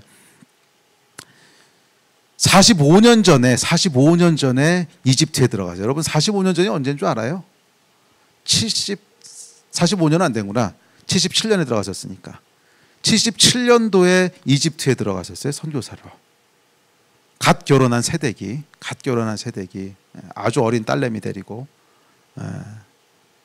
그래서 이집트에 선교사로 들어가셔서 2년 동안 선교를 했는데 2년 뒤에 경찰이 조사할 게 있다고 남편을 데리고 경찰서로 갔어요. 그리고 일주일 뒤에 남편은 사막에서 시체로 발견됐어요. 아주 어린 딸 둘 데리고 있는데, 그리고 어떻게 하셨는지 아십니까? 그리고 지난 42년 동안 그 자리를 지키면서 지금도 선교사로 계세요. 한국 선교의 전설이야, 전설. 그분들이 치렀던 대가는요, 상상을 초월해. 우리로는 상상할 수도 없는 거야. 여러분들에게 그런 희생 치르라는 거 아니야. 요즘은요, 순교하고 싶어도 순교 어려워. 요즘 그런 데도 없어. 하지만 여러분 윗세대가 취해놓은 믿음의 유업들이 있거든. 그거 여러분 취해야 되는 거야. 그거 여러분 취해야 되는 거야. 한국은요, 유업이 있는 나라예요. 한국은 유업이 있는 나라예요. 지금 한국교회는 여러분 어느 때보다도 중요한 때 서 있습니다. 많은 사람들이 이제 더 이상 한국에서 선교사가 나오지 않는다, 한국에 선교원 신자들이 없다 걱정을 합니다. 그런데 저는 제 마음 가운데 확신이 있어요. 하나님께서 한 챕터를 더 뛰게 하실 거라는. 과거 여러분 서양이 주도하던 선교 시대가 이제 저물어 갑니다. 그러니까 지금은 여러분 중동 선교 시대인데, 지금 중동에서 하나님 막 일하세요. 시대마다 하나님 일하시는 곳인데 지금은 어쨌거나 중동이에요. 1990년대에는 중앙아시아에서 일하셨다면, 1980년대는 중국에서 일하셨다면 지금은 중동이에요. 그 다음에 또 다른 데로 가겠지. 근데 약간 중동에서 일하시는데, 이 중동에서는 여러분 문제가 뭐냐면 서구 선교사들이 이제 들어갈 수가 없어요. 그러니까 특별히 이제 트럼프가 친 이스라엘 정책을 피면서 이스라엘의 수도가 이제 예루살렘이라 그랬죠. 이건 여러분 사실 무슬림들이 이건 정말 천지가 개벽할 일이야. 그 얘기는 뭐냐면 독도가 일본 거라는 것보단 10배쯤 강도가 크다고 생각하면 돼. 그러니까 무슬림들이 받는 샥은 뭐냐면 독도가 일본 겁니다 라고 미국이 그렇게 얘기했다고 생각해봐. 한국 사람 다 뒤집어질 거죠. 이거 곱하기 10배 정도 하면 돼. 서양 선교사들은 발을 붙일 수가 없어요. 썰물 빠지듯이 쫙 빠져나갑니다. 지금 여러분 중동에 남아있는 선교사들은 누군지 알아요? 한국 선교사들밖에 없어.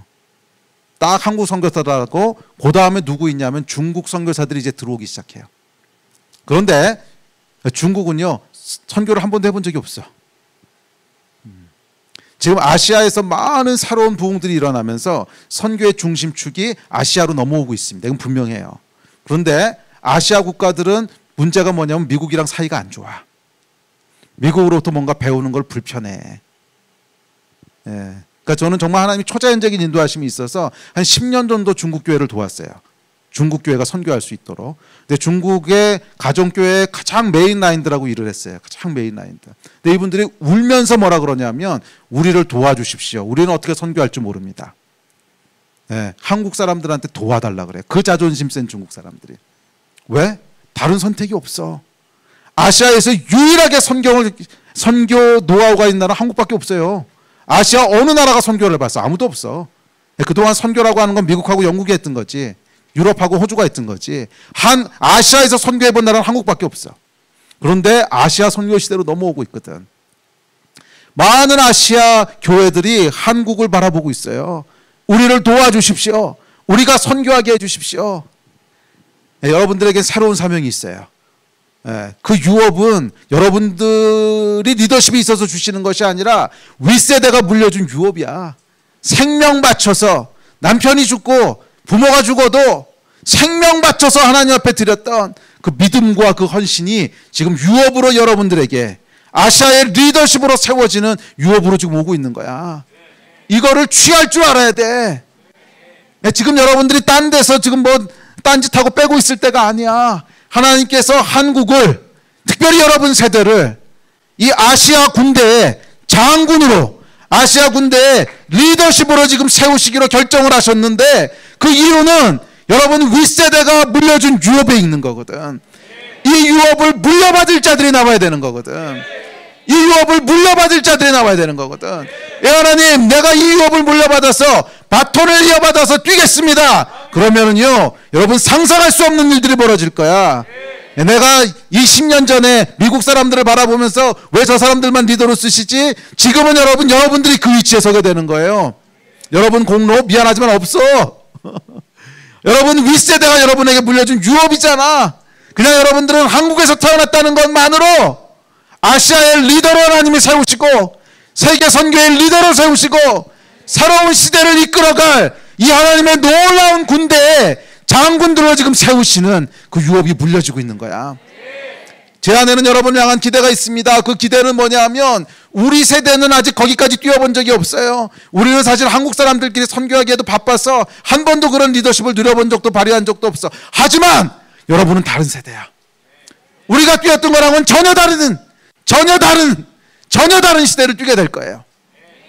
오, 하나님께서 여러분들을 이미 높이셨고 여러분들을 통해서 세계 선교를 감당하는 일들을 우리와는 다른 위치에서 하게 하실 것이고, 다른 방법으로 하게 하실 것이고, 다른 리더십으로 하게 하실 것이고, 여러분뿐만이 아니라 여러분을 통해서 수많은 아시아의 하나님의 군대들을 이끌고 모든 열방 가운데 하나님의 나라를 선포하는 이 영광된 그 사명과 비전들을 여러분 위에 부으시는 거예요. 이 유업을 물려받을지어다.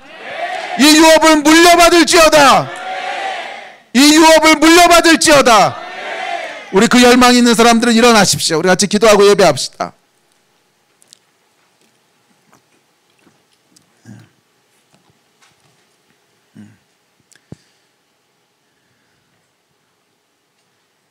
여러분 심장이 뛰십니까? 저는 심장이 뛰어요. 왜 심장이 뛰냐면 하나님의 하실 일 때문에 심장이 뛰어. 저희 윗세대는요 진짜 어렵게 선교했어. 무슨 리더십 이딴 것도 없이 어디 가든지 간에 가장 천대받으면서, 뭐 저기 못 사는 나라 코리아에서 선교사 온 사람들을 누가 대접해 주겠어요? 현지인들이 대접해 주겠어? 선교사 사회에서 대접해 주겠어? 80년대 90년대 한국의 위상은요 진짜 못 사는 나라거든. 90년대나 돼야 조금 잘 살기 시작하지. 정말 못 사는 나라거든. 서양 선교사들 눈에 우습게 보였습니다. 야, 너희가 무슨 선교를 하겠냐?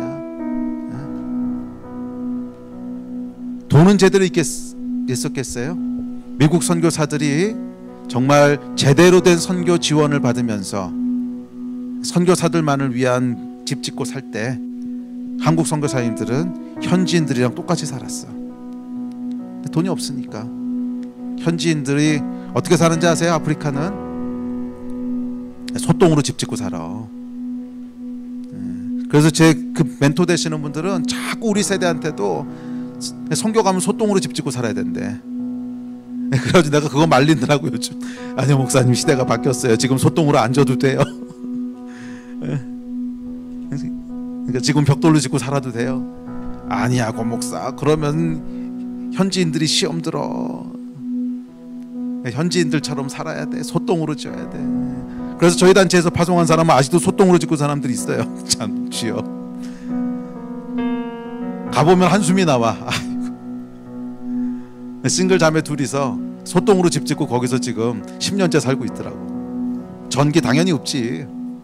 집에 화장실도 없지. 소똥으로 집 졌는데 뭐가 있어. 근데 뭐 요즘 여러분 그렇게 안 살아도 돼요. 우리 윗세대 그렇게 살았어.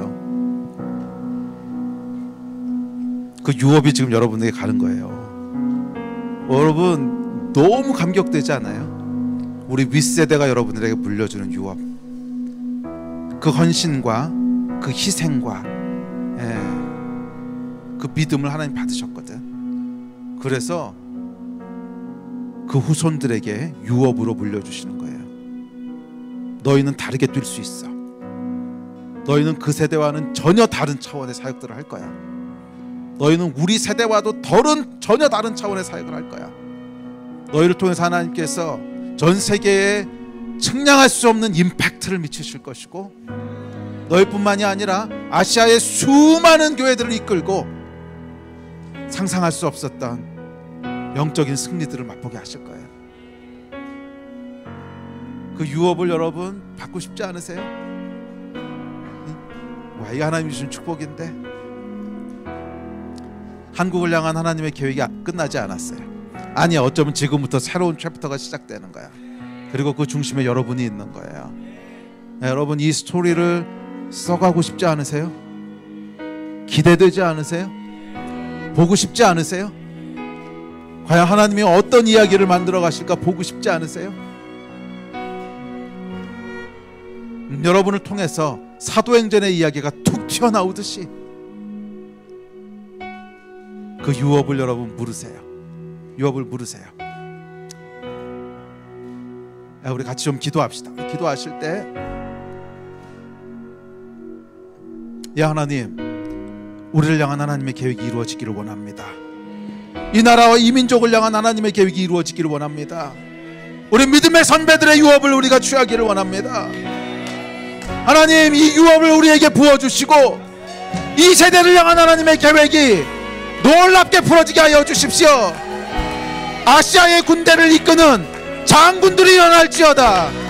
아시아의 군대를 이끄는 이 마지막 시대의 장수들이 이 가운데 일어날지어다. 예, 하나님, 한국을 축복하여 주십시오. 우리 윗세대의 믿음을 보시고 이 세대 가운데 기름 부어 주십시오. 리더십의 기름을 부어 주십시오. 장군의 기름을 부어 주십시오. 선교의 기름을 부어 주십시오. 우리 주여 세 번 같이 부르짖고 합심해서 기도하겠습니다.